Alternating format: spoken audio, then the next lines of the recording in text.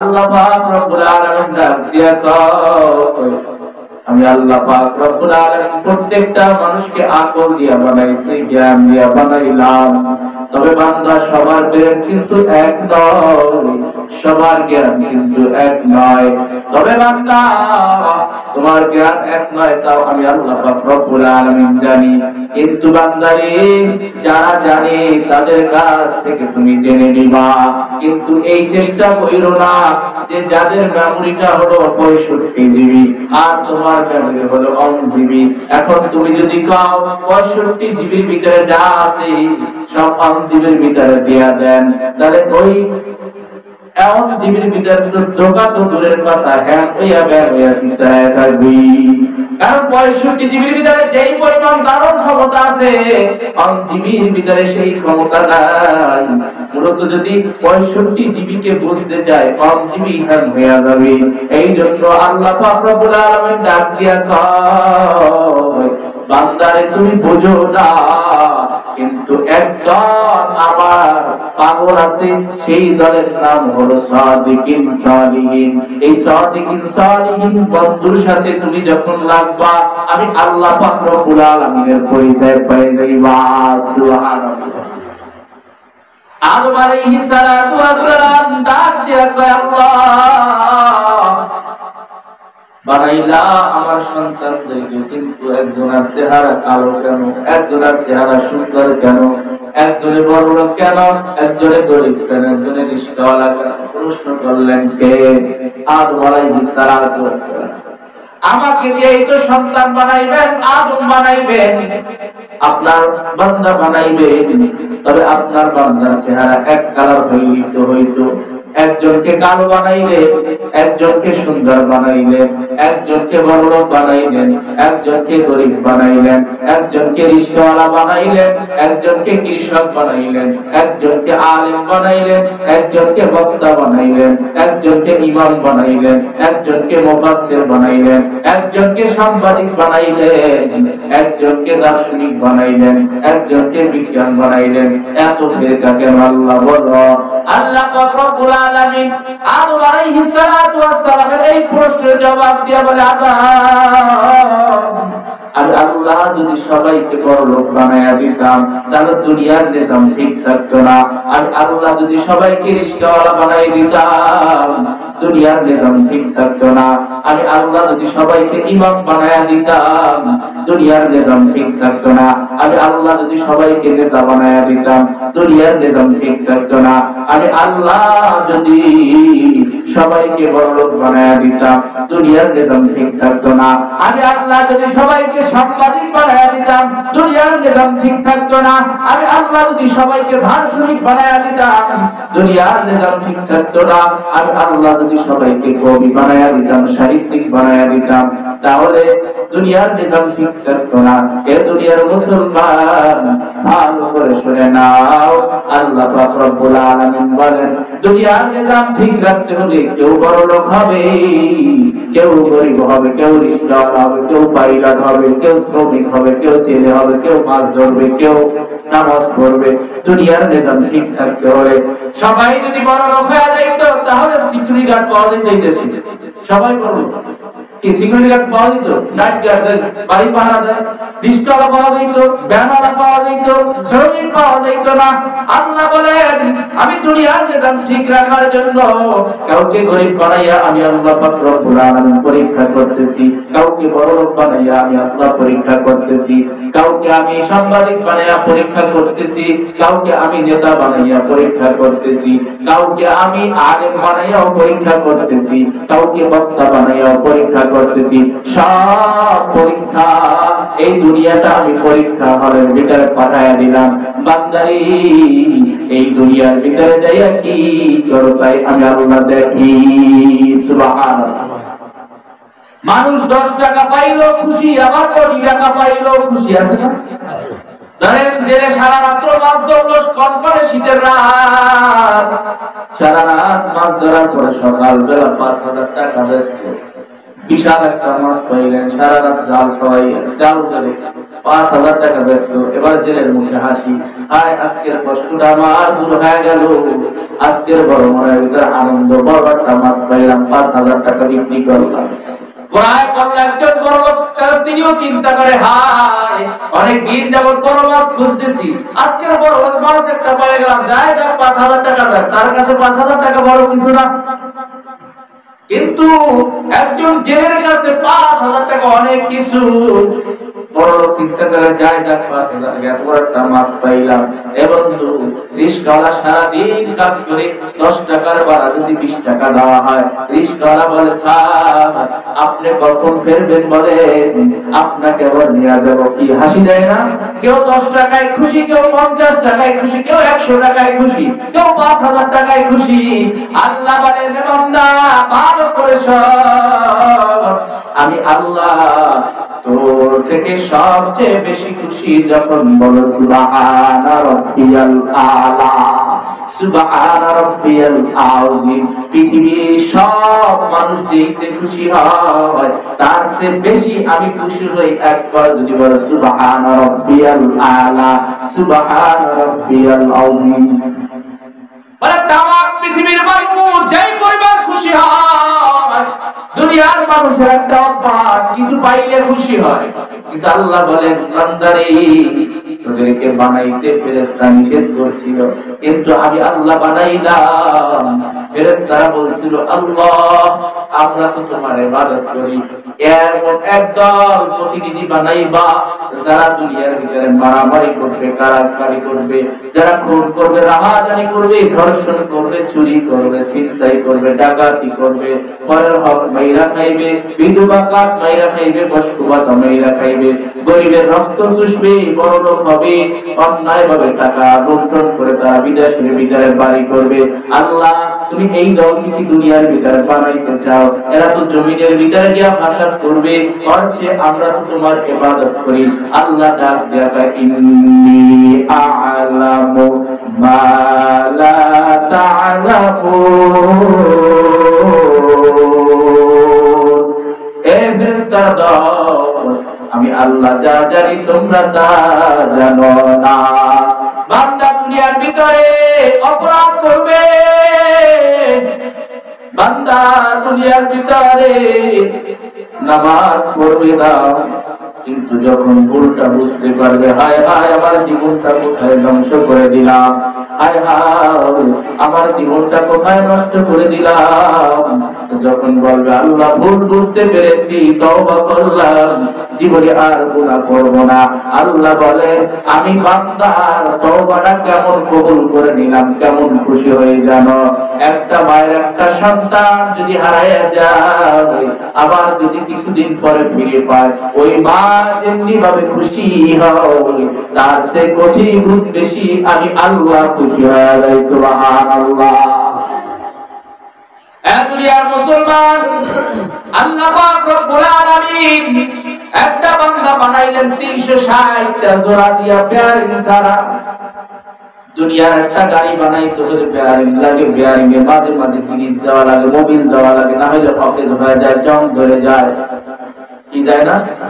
দুনিয়ার ভিতরে একটা বেয়ারিং এর ভিতরে যদি মোবিল দেওয়া না হয়, যদি গিরিজ দেওয়া না হয়, তাহলে ওই জিনিসটা অকেজ হয়ে যায়। আল্লাহ পাক রব্বুল আলামিন বলেন, বান্দা আমি আল্লাহ পাক রব্বুল আলামিন আমার বান্দাদেরকে বানাইলাম, একটা না দুইটা না 360টা বেয়ারিং দিয়া বানাইলাম। এই বেয়ারিং গুলা দুনিয়ার বেয়ারিং এর মতো না, আমি 360টা জোড়া দিয়া বানাইলাম। বান্দারে 360টা জোড়া বানাইলাম। বান্দা রাত্রি বেলা ঘুমায় গেলে এক রাতে যদি ঘুমায় যাও, সকাল বেলা শরীর ব্যথা করে বান্দা, কিন্তু আমি আল্লাহ পাক রব্বুল আলামিন কুদরতি ভাবে রাত্রি বেলা তোর পাটা লড়াইয়া দেই, তোর হাতটা লড়াইয়া দেই, মাথাটা লড়াইয়া দেই বান্দা, যাতে তোর শরীরটা ব্যথা না হয়। মাঝে মাঝে আমাদের ভিতরে পায়ের হাত যদি ক্ষয় হয়ে যায়, তাহলে বলে যে পায়ে ব্যথা শুরু হয়ে গেল। যদি অনেক সময় বলে পায়ের ক্যালসিয়াম কমে গেছে, ক্যালসিয়াম কমে গেলে ডাক্তার দেখাইতে হয়। এক জায়গায় একটু ক্যালসিয়াম কমে গেল, ব্যথায় চিৎকার করতেছে, ডাক্তার দেখাইতেছে। এ বান্দা তোমার শরীরের ভিতরে আল্লাহ পাক রব্বুল আলামিন 360টা জোড়া, কয়শত? 360টা জোড়া দিয়া বানাইলেন। যদি আল্লাহ জোড়া না দিতেন হাত তক্তার মতো থাকতো, কি সোজা, পা তক্তার মতো থাকতো, সোজা হয়ে হাঁটা যেত। আল্লাহ পাক রব্বুল আলামিন বলেন পৃথিবীর কেউ, আমি আল্লাহ চ্যালেঞ্জ দিয়ে দিলাম, পৃথিবীর ভিতরে কেউ পারবে না এমন মেশিন তৈরি করতে। যত বিজ্ঞানী হোক না কেন, যত দার্শনিক হোক না কেন, যত কিছু হোক না কেন, আমি আল্লাহ পাক রব্বুল আলামিন বান্দার পেটের ভিতরে এমন একটা মেশিন তৈরি করে দিলাম, বান্দারে যেই মেশিনটা পৃথিবীর কেউ বানাইতে পারবে না। চ্যালেঞ্জ কে করেন? আল্লাহ পাক রব্বুল আলামিন চ্যালেঞ্জ করে দেয় যে পৃথিবীর ভিতরে কোন ইঞ্জিনিয়ার, কোন বিজ্ঞানী এমন মেশিন আবিষ্কার করতে পারবে না যেই মেশিনটা আমি আল্লাহ পাক রব্বুল আলামিন বান্দার পেটের ভিতরে হাদিয়া হিসেবে দিয়ে দিলাম। তার নাম হলো পাকস্থলী। পানি, খাবার সব কোথায় যায়? পেটের ভিতরে যায় না? আল্লাহ পাক রব্বুল আলামিন ডাক দেয়, বান্দা এই যে খাবার খাইলি, সবজি খাইলি, মাছ খাইলি, গোশত খাইলি, ফল খাইলি, এত বিভিন্ন প্রকারের খাবার খাইলি, সব কিন্তু মেশিনে গিয়ে তোমার এই মেশিনটা যদি আমি আল্লাহ পাক রব্বুল আলামিন কেমন করে তৈরি করেছি জানো? এই মেশিনের থেকে এমন একটা জিনিস বাইর করে আমি রক্তের ভিতরে দিয়া দিলাম, রক্তের কণিকা রক্তকে ভালো রাখবে। রক্ত বেড়া মানুষের খাবার খাইলে রক্ত বাড়ে, আমি আল্লাহ পাক রব্বুল আলামিন মেশিন দিয়ে প্রসেসিং করে রক্ত বানাইলাম।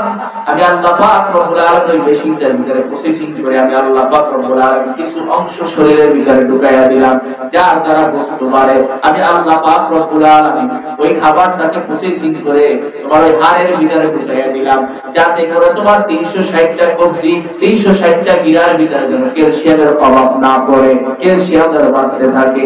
দুনিয়ার ভিতরে এই জন্য বললাম, দুনিয়ার ভিতরে একটা গাড়ি, একটা বেয়ারিং এর ভিতরে যদি মোবিল না দেওয়া হয় কয়েকদিন পরে জাম ধরে। কিন্তু আল্লাহ পাক রব্বুল আলামিন 360টা জোড়া দিয়া বানাইলেন। বলে হঠাৎ যদি কোনো একটা জোড়ার ভিতরে প্রবলেম হয়, ডাক্তার দেখাই, আর ডাক্তার বলে আপনার ক্যালসিয়াম কমে গেছে, বোঝা যায় ওখানে ক্যালসিয়াম আল্লাহ বন্ধ করে দিয়েছেন, কম করে দিয়েছেন, কম। এই 3-5 চিৎকার শুরু হয়ে যায়, ব্যথা শুরু হয়ে যায়।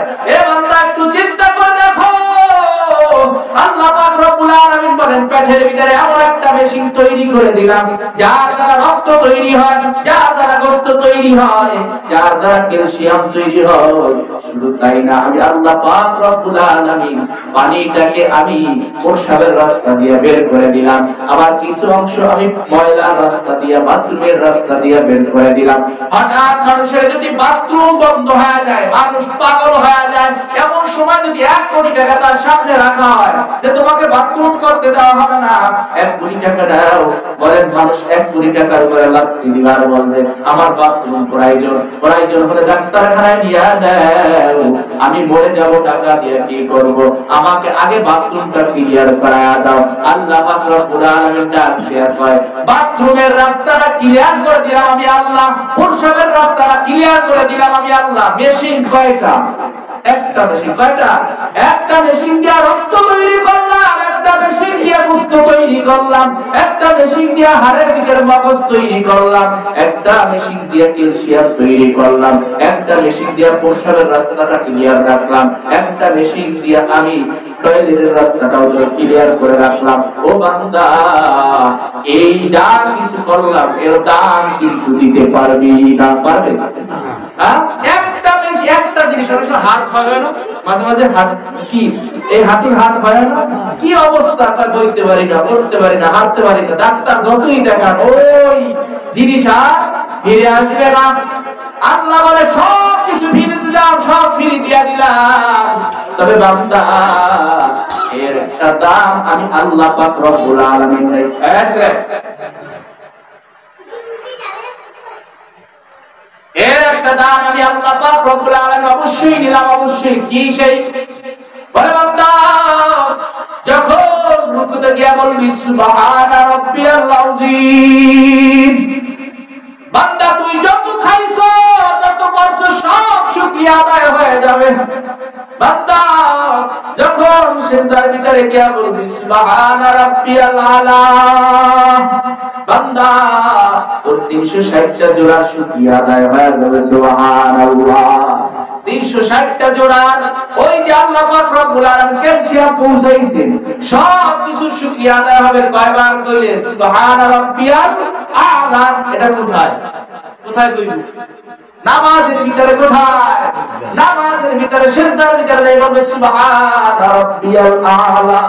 আল্লাহ বলে তোমার 360টা জোড়া সব শুকরিয়া আদায় হয়ে গেল বান্দা। আল্লাহ পাক রব্বুল আলামিন সূরা তাহারের ভিতরে বলেন হাল আতা আলাল ইনসানি হিনুন মিনাদ দাহরি লাম ইয়াকুন শাইআন মাযকুরা। বান্দারে এমন একটা নাপাক পানি দিয়া বানাইলাম যেই পানির ভিতরে আমি আল্লাহ তোর চেহারাটা অঙ্কন করলাম। বান্দারে এই চেহারাটা আমি আল্লাহ পাক রব্বুল আলামিন খুব মায়া করে বানাইলাম।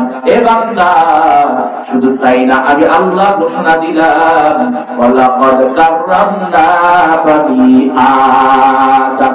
আমি বলি আদমকে আল্লাহ সম্মানিত করে বানাইছে, অন্য কোন প্রাণীকে আমি আল্লাহ সম্মানিত করে বানাই নাই। পাহাড়কে সম্মানিত করি নাই, সূর্যকে সম্মানিত করি নাই, চাঁদকে সম্মানিত করি নাই, নদীকে সম্মানিত করি নাই, সাগরকে সম্মানিত করি নাই, ঝর্ণাকে সম্মানিত করি নাই, জমিনকে সম্মানিত করি নাই, কোন গাছকে সম্মানিত করি নাই। একমাত্র সম্মানিত হিসাবে বানাইছি বনি আদম। এই মানুষদেরকে আমি আল্লাহ সবচেয়ে সম্মানিত বানাইছি। এ বান্দা তারপরে কি শুকরিয়া আদায় করবি? আল্লাহ পাক রব্বুল আলামিন বলেন লা ইন শাকারতুম লা আযীদান্নাকুম ওয়া লা ইন কাফারতুম ইন্না আযাবি লাশাদীদ। বান্দা এত কিছু দিলাম, তাহলে শুকরিয়া তো অবশ্যই আদায় করতে হবে। কেমন করে শুকরিয়া আদায় করবি? বলে আল্লাহ পাক রব্বুল আলামিন বলেন শুকরিয়া আদায় করতে হলে শুকরিয়া আদায় করতে হবে নামাজের মাধ্যমে। এই যা কিছু দিলাম এই শুকরিয়া আদায় করবেন কি দিয়া? নামাজের ভিতরে। আল্লাহ পাক রব্বুল আলামিন কুরআনুল কারীমের ভিতরে বলেন যিকরুল্লাহিল আকবার। নামাজকে সবচেয়ে বড় জিকির বলা হয়। কেমন করে কেমন করে বলেন আপনি বলুন আর না বলুন, কোন ব্যক্তি যদি 5 ওয়াক্ত নামাজ পড়ে কয় ওয়াক্ত? একবারে মনের অজান্তে হলো 177 বার আল্লাহু আকবার বলা লাগবে। সুবহানাল্লাহ। কয়শবার? 177 বার। কোন সময় গুনছেন? কোনদিন বলছেন যে আমি 5 ওয়াক্ত নামাজ পড়লাম? সুন্নাত ফরজ বেতের মিলাইয়া 5 ওয়াক্ত নামাজ যদি পড়ে তাহলে ওই ব্যক্তি গুনুক বা না গুনুক 177 বার আল্লাহু আকবার বলছে। সুবহানাল্লাহ। কয়বার? 177 বার। 177 বার কি বলতে হয়? আল্লাহু আকবার। এরপর আল্লাহ পাক রব্বুল আলামিন বলেন বান্দা নামাজের ভিতরে দাঁড়াইলি বলতো ইন্ডিয়া জাহাতু ওয়াজহিয়া লিল্লাযী ফাতারাস সামাওয়াতি ওয়াল আরদা হানিফা ওয়া মা আনা মিনাল মুশরিকিন। দাঁড়াইলি আল্লাহু আকবার বলে বান্দা, তারপর বলতেছে সুবহানাকাল্লাহুম্মা ওয়া বিহামদিকা ওয়া তাবারাকা ইসমুকা ওয়া তাআলা জাদ্দুকা ওয়া লা ইলাহা গায়রুক। প্রত্যেকটা পদে পদে নামাজের ভিতরে কার শুকরিয়া করা হয়? কার? আল্লাহর শুকরিয়া করা হয়। একটু খেয়াল করে দেখেন, প্রত্যেকটা পদে পদে আমি রুকু করতে গেলাম আল্লাহু আকবার বলে বললাম সুবহানা রাব্বিয়াল আযীম। রুকু থেকে উঠলাম সামি আল্লাহু লিমান হামিদা। আবার সিজদার ভিতরে গেলাম আল্লাহু আকবার। সিজদার ভিতরে গিয়ে বললাম সুবহানা রাব্বিয়াল আ'লা। সিজদা থেকে আবার উঠলাম আল্লাহু আকবার বলে। আল্লাহ বলেন নামাজের ভিতরে শুধু আমার তাসবিহ করা হয়, আমার গুণগান গাওয়া হয়। এই জন্য আমি আল্লাহ বলেছি সবচেয়ে বড় জিকির যিকরুল্লাহিল আকবার। এটা কি সবচেয়ে বড় জিকির? হে বান্দা নামাজ পড়বি জান্নাত পাবি, নামাজ পড়বি না জান্নাতের গেট বন্ধ হয়ে যাবে। আল্লাহ পাক রব্বুল আলামিন বলেন এই যে দেহ শুকরিয়া আদায় করবে কি দ্বারা? হ্যাঁ, দেহের যে 360টা যে পয়েন্ট আছে, যে জয়েন্ট বা 360টা যে গিরা আছে, এই সব গিরা শুকরিয়া আদায় করতে হবে কি দিয়া? নামাজ দিয়া। আর আল্লাহ বলেন বেশি একটা ফিট করে দিছি কোথায়? পেটের ভিতরে। এই জন্য কিতাবের ভিতরে দেখেছি যদি কোন ব্যক্তির পেট সুস্থ থাকে সমস্ত বডি সুস্থ। পেটের ভিতরে গন্ডগোল, সব জায়গায় গন্ডগোল। পেট সুস্থ, শরীর সবই সুস্থ। পেট যদি অসুস্থ হয় সব জায়গা অসুস্থ। পেটের ভিতরে সমস্যা, যদি সামনে পোলাও দেওয়া হয় খাওয়া যাবে না, কাকা সমস্যা। ট্যাঙ্কিতে কি সমস্যা? যদি সমস্যা হয়ে যায়, যদি সামনে পোলাও দেওয়া হয়, বিরিয়ানি দেওয়া হয়, রোজ দেওয়া হয়, বলেন কয় কি আমার পেট কি সমস্যা, খাওয়া যাবে না, খাওয়া যাবে না। আল্লাহ বলে এই যদি সব কিছু সুস্থ রাখতে হয় তাহলে কি শুকরিয়া আদায় করা কির মাধ্যমে? নামাজের মাধ্যমে। নবী আলাইহিস সালাতু ওয়াস সালাম হাদিসের ভিতরে বলেন বান্দা শুকরিয়া আদায় করে আল্লাহ নিয়ামত বাড়ায় দিবে, সুস্থ শরীর করে দিবে। অনেকের প্রশ্ন হতে পারে যারা নামাজ পড়ে না তারা তো শরীর ভালো আছে, তাদের তো শরীরটা নাজুস নাজুস আছে, কয় না? না না, একটু খবর নিয়ে দেখবে তার মতো অশান্তিতে আর কেউ নাই। যে নামাজ পড়বে নামাজের ভিতরে গিয়া যখন সিজদা দিয়া বলবে আল্লাহ তোমার কুদরতি পায়ে সিজদা দিলাম, আর যখন বলবে সুবহান রাব্বিয়াল আ'লা, ওই লোকটাকে জিজ্ঞাসা করবে এই একটা সিজদার ভিতরে কি স্বাদ পাইলা? বলবে যে तमाम পৃথিবী যদি এক পাল্লায় দেওয়া হয়, तमाम পৃথিবীর সব স্বাদ যদি এক প্লেটের ভিতরে দেওয়া হয়, আর একবার যে বললাম সুবহান রাব্বিয়াল আ'লা, এর স্বাদ হাজার হাজার গুণ বেশি হয়ে যাবে। সুবহানাল্লাহ। তারপরে আমল দিয়ে কেউ জান্নাতে যেতে, আমলের বড়াই দেখে কেউ জান্নাতে যাইতে, কেউ তাহাজ্জুদ করুক, ইরশাদ করুক, আওয়াবিন করুক, চাষতের নামাজ পড়ুক, পাঁচ ওয়াক্ত করুক, জিকির করুক, কোরআন তেলাওয়াত করুক, কিন্তু এই কথা বলতে পারবে না যে আমি আমার আমলের দড়ি দিয়া ক্ষমতা দিয়া জান্নাতে যাব, এটা কেউ বলতে পারবে না। বলতে হবে আল্লাহর রহমতে আমি জান্নাতে যাব। হাদিসের ভিতরে আসছেন নবী আলাইহিস সালাতু ওয়াস সালাম বলেন এক আল্লাহর বান্দা আমলের পাহাড় নিয়ে কিয়ামতের ময়দানে উঠবে, শুধু আমল আর আমল, ওই লোকটা নাজাত পেয়ে যাবেন, জান্নাতি হয়ে যাবেন। আল্লাহ পাক রব্বুল আলামিন ডাক দিয়া বলে এ বান্দা জান্নাতে যাও, বলে হ্যাঁ জান্নাতে যাইতেছি। কি দয়া জান্নাতে যাইতেছি? আমার রহমতের দয়ায়। বলে না না, আমার আমলের কারণে জান্নাতে যাইতেছি। বলতেছেন কি? নবী আলাইহিস সালাতু ওয়াস সালাম সাহাবীদেরকে বুঝাইতেছেন সাহাবায়ে কেরাম যত আমল করো না কেন সব সময় ভরসা রাখতে হবে কার উপর? যে আল্লাহর রহমতে জান্নাতে যাব, কিন্তু আল্লাহকে মাইনাস করে জান্নাতে যাওয়া সম্ভব না। নিজের আমলের বদৌলত দিয়া আমি বড় নামাজি, আমি বড় বক্তা, আমি বড় হুজুর, আমি বড় মুসল্লি, আমি পাঁচ ওয়াক্ত নামাজ পড়ি, একজনের নামাজ পড়ে না তাকে দাওয়াত দাও। যে নামাজ পড়ে না তার পায়ে কয়দিন ধরা হয়েছে, তাকে কয়দিন বুঝানো হয়েছে, তাকে বুঝাতে হবে যে ভাই আমি তো বুঝেছি তুমিও বোঝো, আমি নামাজ পড়তেছি তুমিও নামাজ পড়ো। টিস্কারি করা যাবে না, ওই লোকটা নামাজ পড়ে না, টিস্কারি করা যাবে না, প্রয়োজনে তার পাও ধরতে হবে। ও ভাই আমি নামাজ পড়তেছি ভালো লাগতেছে, তুমিও আসো নামাজ পড়ো। নবী আলাইহিস সালাতু ওয়াস সালাম বলেন কিয়ামতের কঠিন ময়দানে ওই লোকটা হাসতে জান্নাতের দিকে যাবে, আল্লাহ একটু কৌতুক করে বলবে এই নিজের আমলের বদৌলতে যাইতেছো? বলে হ্যাঁ আমি অনেক আমল করছি দুনিয়ার ভিতরে। এটা ঠিক আছে, একটু জান্নাতে যাওয়ার আগে জাহান্নামটা কত সুন্দর করে বানাইছি, কত কঠিন করে বানাইছি একটু দেখে আসো। জাহান্নামে যাইতে বলি না, একটু পাশ থেকে কি দেখে আসো। ওই লোকটা বলবে ঠিক আছে জান্নাতি তো হয়েই গেলাম, তাই একটু জাহান্নামটা একটু চোখে দেখে আসি, কারণ জান্নাতে ঢুকলে তো আর জাহান্নাম দেখতে পারবো না। আল্লাহ রাসূল সাল্লাল্লাহু আলাইহি ওয়াসাল্লাম বলেন ওই লোকটা জাহান্নাম থেকে ৭০,০০০ মাইল দূরে থাকবে, প্রায় ১০০০ মাইল, ৭০,০০০ মাইল দূরে থাকবে, কিন্তু জাহান্নামের তাপটা তার কলিজার ভিতরে লাগবে, সাথে সাথে কলিজাটা শুকায়া যাবে, পানির তৃষ্ণা। ওই লোকটা চিল্লায় পানি পানি। তখন আল্লাহ পাক রব্বুল আলামিন একজন ফেরেশতা পাঠিয়ে দিলেন, ফেরেশতা যাও এক গ্লাস পানি নিয়ে যাও। ফেরেশতা এক গ্লাস পানি নিয়ে যাবে। কার পানি দরকার? কার পানি দরকার? চিল্লাইবে ফেরেশতা। ওই আল্লাহর বান্দা ডাক দিয়ে কয় আমার পানি দরকার, এক গ্লাস পানি হলে আমার তৃষ্ণাটা নিবারণ হয়ে যাবে।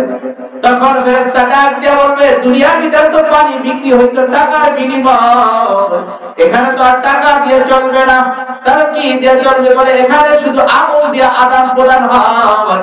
বলে ঠিক আছে এক গ্লাস পানি দেন, প্রয়োজনে আমার অর্ধেক আমল আপনাকে দিয়ে দিব। কেমন? অর্ধেক আমল দিয়ে দেব। এবার এক গ্লাস পানি দেওয়া হলো, কিন্তু পানি তৃষ্ণা নেবে না। আবার বলে আমাকে আর এক গ্লাস পানি দেন। আল্লাহর বান্দা বলেন আর এক গ্লাস পানির ব্যবস্থা করে দিতে পারি, তাহলে কি দিবা? বলে আমার যে আমলটুকু আছে সব দিয়ে দিব।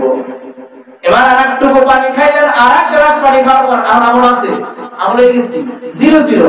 আমল কি এক গ্লাসে অর্ধেক, দ্বিতীয় গ্লাসে অর্ধেক, শেষ। এবার আল্লাহ পাক রব্বুল আলামিন ডাক দেয়, বান্দা আমলের বদৌলতে জান্নাতে যাবে, এই কথাই তো বলেছে। আমি আল্লাহ পাক রব্বুল আলামিন দুনিয়ার ভিতরে কত গ্লাস পানি পান করাইছি, সেই পানির বিনিময়টা একটু দে না। এই কিয়ামতের ময়দানে 2 গ্লাস পানির বিনিময় তোমার 60 বছরের আমল সব দিয়া দিলা, 70 বছরের আমল সব দিয়া দিলা, 80 বছরের আমল সব দিয়া দিলা মাত্র 2 গ্লাস পানির বিনিময়। আর আমি আল্লাহ পাক রব্বুল আলামিন দুনিয়ার ভিতরে কত গ্লাস পানি পান করাইলাম, কত জগ পানি খাইনি, কত কলস পানি খাইনি, একবার কি ডাক দিছ? ওই লোকটা ভুল বুঝতে পেরে সাথে সাথে সিজদার ভিতরে গিয়ে বলবে সুবহান রাব্বিয়াল আলা, ও মালিক আমি ভুল করে ফেলেছি, আমল দিয়ে কেউ জান্নাতে যাইতে পারবে না, যাইতে হইতে আপনার রহমতের ভরসা। আপনি যাকে যার উপরে রহমত করবেন, যার উপরে রহম করবেন, যার উপরে দয়া করবেন, সেই একমাত্র জান্নাতি হতে পারবে। তবে আমল করতেছি আল্লাহর নৈকট্য পাওয়ার জন্য, আমল করতেছি আল্লাহকে রাজি খুশি করার জন্য, আমল করতেছি আল্লাহর রহমত পাওয়ার জন্য। এই আশা শুধু আমল করতেছি কিসের জন্য? আল্লাহর রহমত পাওয়ার জন্য, আল্লাহকে রাজি খুশি করার জন্য। আল্লাহ যদি বান্দার উপরে খুশি হয়ে যায়, আল্লাহ বলে যা যা তোকে আমি জান্নাত হাদিয়া দিয়ে দিলাম, সুবহানাল্লাহ। কিন্তু নিজের আমলের বদৌলতে, আমার আমলের ক্ষমতা দিয়ে আমি জান্নাতে যাব, এমনটা কোশ্চিন কালো সম্ভব না। নবী আলাইহিস সালাতু ওয়াস সালাম হাদিসের ভিতরে বলেন, যেই লোকটার হিসাব নেওয়া হবে, যেই লোকটার হিসাব নেওয়া হবে, মনে করবা সাহাবায়ে কেরাম সেই লোকটা ধ্বংস হয়ে গেছে। যেই লোকটার হিসাব নেওয়া হবে কিয়ামতের ময়দানে, মনে করবা সাহাবায়ে কেরাম সেই লোকটা কি বাস অবস্থা খারাপ। কারণ আল্লাহ যদি ধরে প্রত্যেকটা পয়েন্টে পয়েন্টে ধরবার মধ্যে হিসাব কি বলবে না, প্রত্যেকটা পয়েন্টে পয়েন্টে ধরবার করবে কি দাও হিসাব দাও, বান্দা দিতে পারবে? এই জন্য সব সময় আল্লাহর কাছে দোয়া করতে হবে, মালিক বিনা হিসাবে জান্নাতের ব্যবস্থা করে দাও। যদি হিসাব ধরো তাহলে আমরা দিতে পারবো না, ও আল্লাহ তোমার রহম চাই, তোমার দয়া চাই, বিনা হিসাবে জান্নাতের মালিক বানায় দিও, সুবহানাল্লাহ। আর কেমনে করবেন? নবী আলাইহিস সালাতু ওয়াস সালাম বলে, বান্দা আমি খুতবার ভিতরে যে হাদিসটা পাঠ করেছিলাম, নবী আলাইহিস সালাতু ওয়াস সালাম বলেন, মান আহাব্বা সুন্নতি ফাকাদ আহাব্বানি ওয়া মান আহাব্বানি কানা মাই ফিল জান্নাহ। যেই লোকটা আমি রাসূলের সুন্নাত পালন করবে, সুন্নাতকে মহব্বত করবে, সে আমি রাসূলকে মহব্বত করলো। আর যেই লোকটা আমি রাসূলকে মহব্বত করবে, সে আমি রাসূলের সাথে জান্নাতের মেহমান হবে, সুবহানাল্লাহ। একটা মুমিন বান্দা সে 24 ঘন্টা যতদিন বাঁচবে সে আমলের ভিতরেই থাকবে। মুমিন কখন আমল ছাড়া থাকতে? বলেন তো, দুনিয়ার ভিতরে সবচেয়ে নিকৃষ্ট জায়গা আমরা কি মনে করি? আমাদের দৃষ্টিতে, হাদিসের দৃষ্টিতে হলো বাজার, আমাদের দৃষ্টিতে কি মনে করি? বাথরুম। হাদিসের ভাষায় রাসূল সাল্লাল্লাহু আলাইহি ওয়াসাল্লাম বলেন, পৃথিবীর ভিতরে সবচেয়ে উত্তম জায়গা হলো মসজিদ, আর সবচেয়ে ঘৃণিত জায়গা হলো বাজার। আর আমাদের দৃষ্টিতে কি সবচেয়ে ঘৃণিত জায়গা? কি? বাথরুম। বাথরুম না? নবী আলাইহিস সালাতু ওয়াস সালাম হাদিসের ভিতরে ইরশাদ করেন, হে আমার উম্মত, যখন বাথরুমের ভিতরে যাইবা